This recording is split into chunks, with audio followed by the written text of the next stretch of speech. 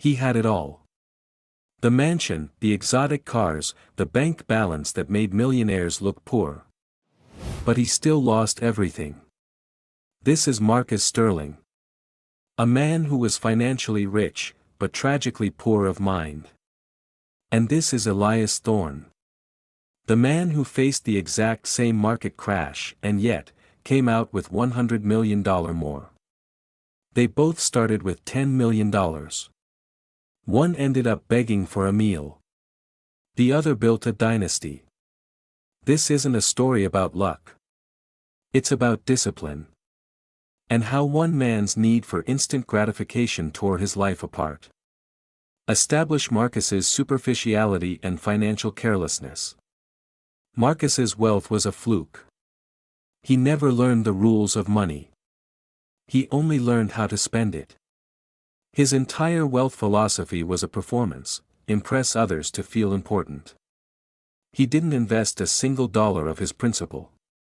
He kept his massive fortune in low-interest accounts, truly believing his primary business success was an unbreakable, eternal safety net. He confused having money with being wealthy. A mistake that would cost him everything. The neglect of his wife was passive, but it was a cold, constant betrayal. She was a trophy in a sterile house, receiving indifference instead of partnership. His fortune was meant to secure his children's future. It was meant to be a legacy. Instead, when the time came, he refused to fund his own children's university tuition. This was $250,000, pocket change to him. Yet, he made his own blood-shoulder-crushing student loan debt. Where did that money go? It went to a rotating cast of women, lavish trips, and high-risk, uninsured, bad dealings. He was obsessed with status. He didn't build a future, he bought bigger, faster depreciating toys to fill a hole in his soul. He was constantly funding his ego instead of his family's future.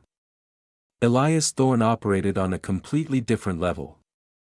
He saw money as a tool for generational security. His first rule was non-negotiable: diversification is the ultimate insurance policy. His initial business was the powerful engine. His savings, real estate, and index funds were the thick, protective fortress walls.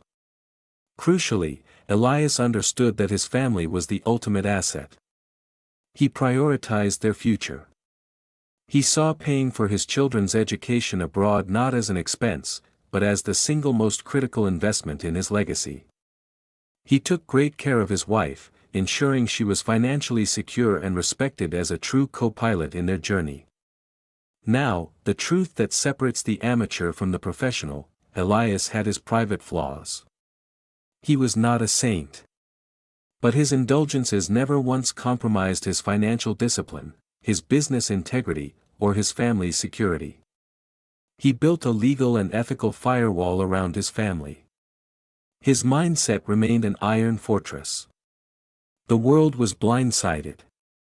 The financial markets crashed. The test had arrived. Marcus was catastrophically exposed. His high-risk ventures evaporated. His core business was decimated. With no savings, no investments, and no backup plan, the river of cash ran instantly dry.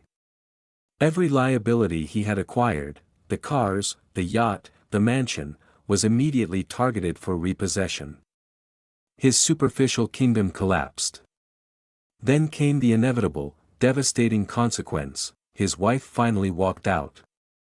The years of neglect, combined with the financial ruin, had broken the last threads. Marcus was left alone, facing eviction. His children were burdened by the debt he could have easily prevented. He became poor again. But this time, he was poor, utterly alone, and could no longer afford to even feed himself. Elias, meanwhile, remained utterly calm as the news channels screamed panic. His diversified investments merely dipped. His massive cash reserves allowed him to go on the offensive. While others were paralyzed, Elias was strategically buying up distressed assets at rock-bottom prices. He made a fortune while the world burned. Not because he was lucky, but because his foundation was solid.